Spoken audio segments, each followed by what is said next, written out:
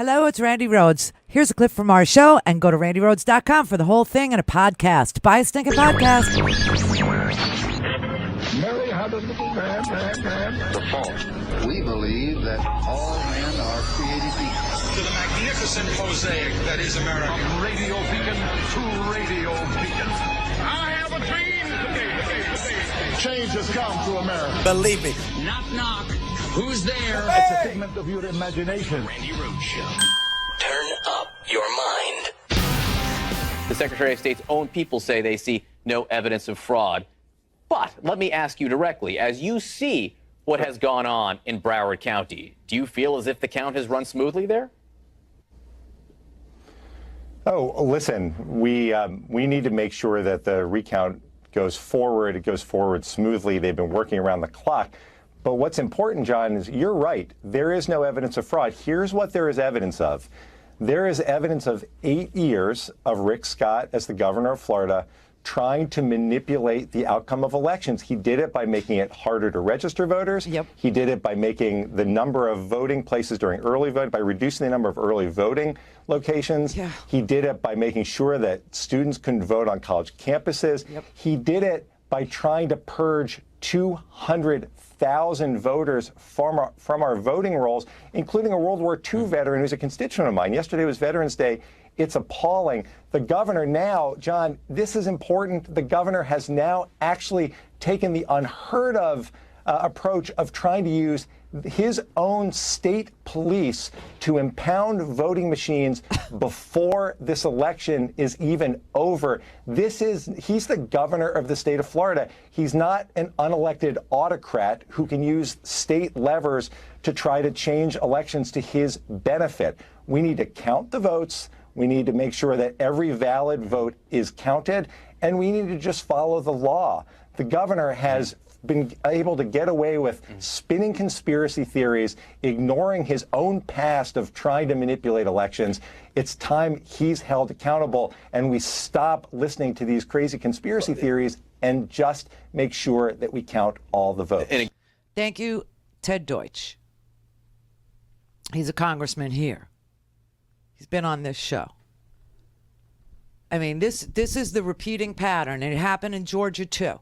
All the purging and all of the suppression and the closing. I told you, in one African American community, they tried to close 6 of the 9 polling places. I told you here, I went to vote, early voting. They limited how many early voting places there were this year to almost none, and that's why it took 2 hours to vote. What kind of a 21st century state takes 2 hours to vote?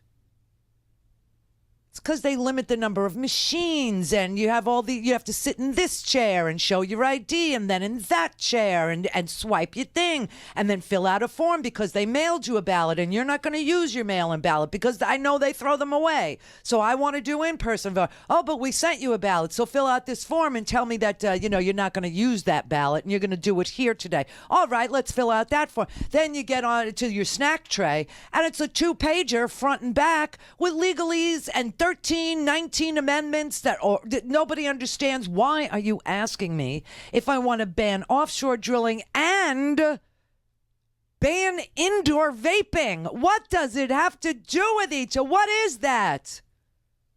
Nobody understood anything on that. It was just, why do they do it? Why? Well, we saw over the weekend, starting Thursday with the governor's press conference and continuing right on through the weekend with statements from the governor and Senator Rubio and President Trump, is an attempt to undermine people's faith in what's happening in Florida and ultimately undermine people's faith in our democracy. That's the wrong approach. It's a dangerous approach. What we ought to be doing is let the process play out, make sure that every valid vote is counted, and then we live with the result. Yes, and you know what else should happen, Congressman Deutsch? Bill Nelson needs to recuse himself. How is it possible that a governor who refused to fix what is obviously a broken system for 8 long years because it benefited him, now is pointing at that broken system and blaming others for it, is now in charge of his own freaking recount. That is sick. Let me play you what yesterday a Florida judge had to, or was it? Yeah, I can't. All the days are mashed together. There's a judge in Broward County who has to listen to all these freaking lawsuits that Rick Scott filed. All these stupid, slimy. Who's the real fraud, Rick Scott? I believe it would be you.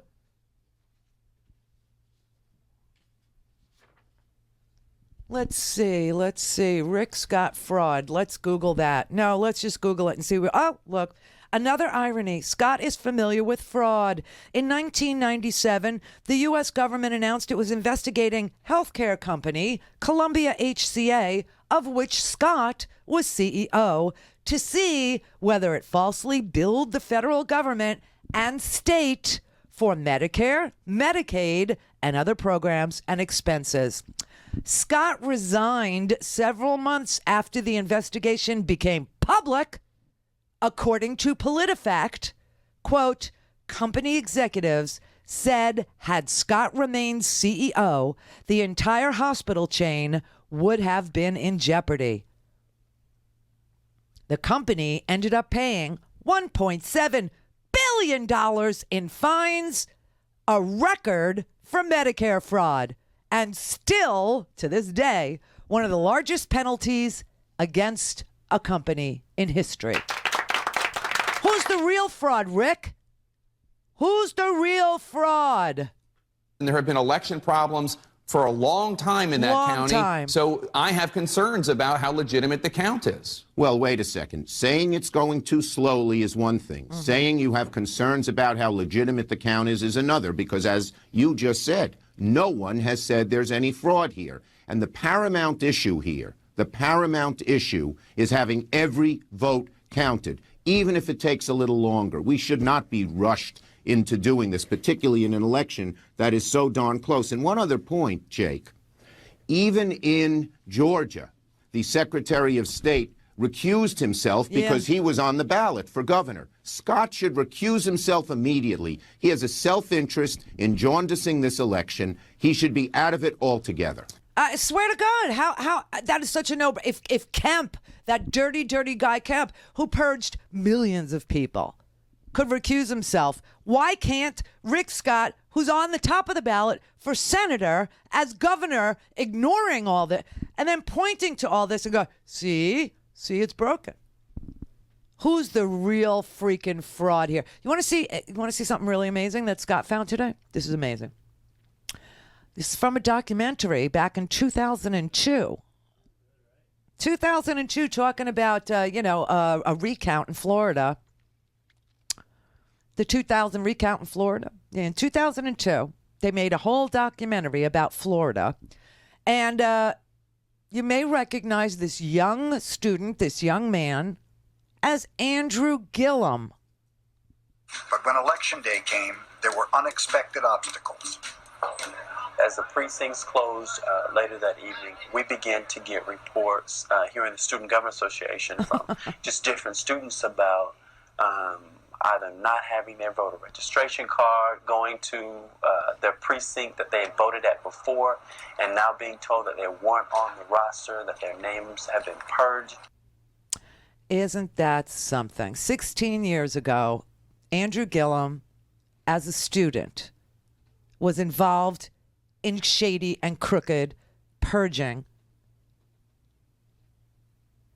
And Rick Scott does nothing and now points to it and says, see, it's broken. Mine's broken. See, it's broken. Why are they doing this? Yeah. I mean, let's just go to the source, right? So the source in each state that knows if there's any sort of election malfeasance, fraud, is the Secretary of State. Some of them are Republicans. Some of them are Democrats. Here's what the Florida Secretary of State says. Department staff continues to observe the administration of the election in Broward County. Our staff has not seen any evidence of criminal activity in Broward County at this time. So why the knee-jerk reaction, right, to voter fraud? When they're winning, Republicans are winning, I mean, to John's point. Well, I mean, only Rick Scott can answer that. And I think if you look at the numbers, there is no logical reason why they're reacting this way unless they know something that we don't know yet. about what's gone on in Broward County. But the reality is the vote should be counted. These senators aren't seated until January. There's plenty of time. I think the really insidious thing, though, is what Trump is doing. He's basically trying to undermine at every turn. It's not just Florida. He weighed in on Arizona. He's weighed in on other races. He's undermining the legitimacy of elections. Where he doesn't like the results. Where he doesn't like the results. And that is a hallmark of a failing democracy, of someone moving towards an authoritarian, where he says, fake news. Don't believe what you see. Only believe what I say. That is very troubling. And, as one of my old bosses famously said, the fish rots from the head. And he's providing cover for all of these people to say outrageous things, and people who have no standing. I watched Mr. Blackwell on your air theorizing about this. He doesn't know anything. Yeah. He knows nothing about what's going on in Florida, yet he's out there on a national stage saying that there's voter fraud. There is none. There's no evidence of it. And we got to stop letting these people, Well, I think what's interesting is that when pressed, he doesn't provide evidence. He says, well, there are irregularities that we've seen in past elections. And he doesn't know. He doesn't know. Nobody. The Secretary of State of Florida, Detzner, has said there is no fraud. Okay, the court has said there is no fraud. Okay, here is Florida Judge Jack. I hope I'm saying his name right. I've never been in front of him, thank God. Jack Tudor. Here is our judge making a decision on Rick Scott's claim of fraud. Now, it's not the greatest audio because it's from a courtroom, okay? Both sides, and I'm talking about lawyers, not politicians here, because I have jurisdiction over lawyers, not politicians. I am urging, because of the highly public nature of this case, to ramp down the rhetoric. If someone in this lawsuit or someone in this county has evidence of voter fraud or irregularities at the supervisor's office, they should report it to their local law enforcement officer. If the lawyers are aware of it, they should get the person to swear out an affidavit. But everything the lawyers are saying out there in front of the elections office is being beamed all over the country. We need to be careful what we say. These words mean things these days, as everybody in the room knows. So I'm urging everybody to wait till these counts are over, and there's going to be plenty of time to litigate whatever anybody wants to litigate. But let's let the voting process conclude. Let the supervisor do what she's directed to do by the secretary so that it occurs on time, and hopefully get another layer of assurances over there. I also want to urge you, Mr. Pettis, because I think since you've intervened in this case, things have rapidly gone in the right direction because the levels of communication have increased significantly. I would hope that you could emphasize to the supervisor that more transparency in this case is better. If they can give updates every couple of hours, or give the canvassing board the right to give updates every couple of hours over there, so that everybody knows how we're proceeding with the counts, how many have been counted, like the county attorney told us a minute ago. It seems to me that transparency is imperative in this case, and I hope you all will find some way to keep doing that. There is no evidence of fraud in this case, and if the lawyers have evidence of fraud, whoever is the witness to the fraud, let them swear out an affidavit. I only have control over the lawyers, and therefore I'm telling you, if you see fraud or if you have evidence of fraud, you tell law enforcement or you bring it to this court with an affidavit signed under penalty of perjury, and we can litigate it. Right now, ramp it down, people. Ramp it down. Words have meaning, and people are hearing that they shouldn't have faith in elections.